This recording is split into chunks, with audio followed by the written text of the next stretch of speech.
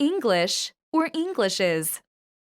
How would you react if you saw an English sign reading "Robot ahead" on the road while driving in South Africa?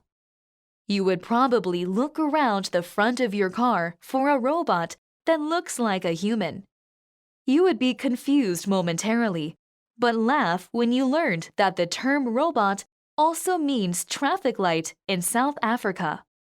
For visitors from other countries, the unique usage of this word might cause confusion and misunderstanding.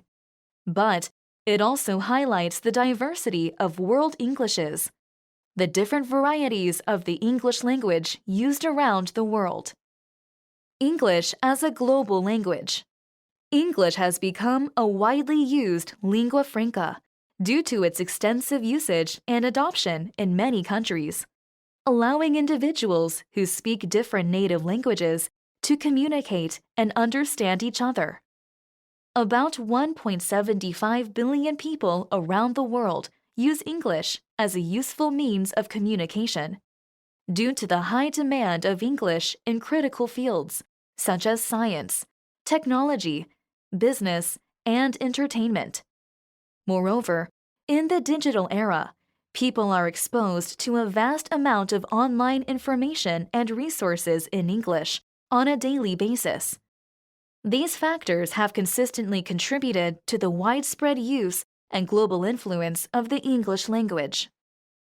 As English ability grows in different nations, various English varieties have emerged worldwide, including Singaporean English, Korean English, Indian English, and others. Previously, British English and American English were considered the standard models.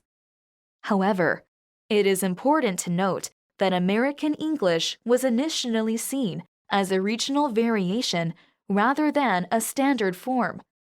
As a result, we now refer to the different varieties of English as Englishes, not simply English.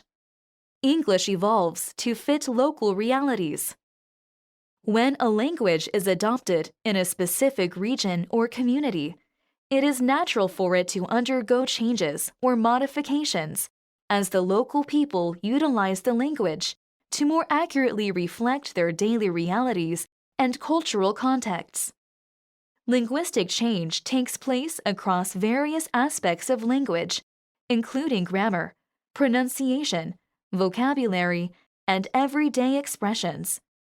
The change is particularly noticeable in vocabulary. English vocabulary has been modified, and new expressions have been created within the different varieties of English. In Indian English, the term prepone was coined to mean to reschedule as the opposite of postpone. For instance, if a meeting scheduled for Thursday is moved to Wednesday, it is considered preponed. Hong Kong English speakers shout, "Add oil," to show encouragement or support, a direct translation from a Chinese expression, which originally meant to inject more gasoline into an engine. In the Philippines, there are many houses with dirty kitchens, which are not actually dirty kitchens. Instead, they refer to kitchens outside the home, where most of the cooking takes place, to avoid trapping heat and smell inside the house in a hot climate. This evolution allows language to better match up with the everyday experiences and cultural contexts of the communities that utilize it. Foreign languages enrich English. As these English expressions are widely used locally and gain exposure in other countries, they contribute to the expansion and diversification of the English vocabulary. Moreover, English dictionaries have incorporated words borrowed from foreign languages. Some of the most popular English words borrowed from foreign languages include established terms such as tsunami, emoji, and origami in Japanese. Hige in Danish and kiosk in Turkish have also gained worldwide currency among English speakers. Recently, as the Korean wave has spread globally. Words related to Korean culture, such as kimchi, hanbok, gimbap, and hallyu, have been added to English dictionaries. More and more Korean words, including oppa, nuna, mukbang, daebak, and so forth, are being added to English dictionaries, resulting in a richer English vocabulary. As words and expressions related to Korean culture are included in English dictionaries, English vocabulary is becoming more diversified, and the understanding of Korean culture around the world is deepened accordingly. Be open towards world Englishes. Using English expressions that incorporate the cultures of different countries, we are creating opportunities to broaden our understanding of and respect for other cultures. In this respect, English speakers around the world need to be open to other English speakers. Embracing the diversity of English, we can build a more inclusive community of English speakers where everyone's voice is heard without prejudice or stereotypes. English does not solely belong to native speakers, but instead it is a language for anyone who uses it. Living Dictionary.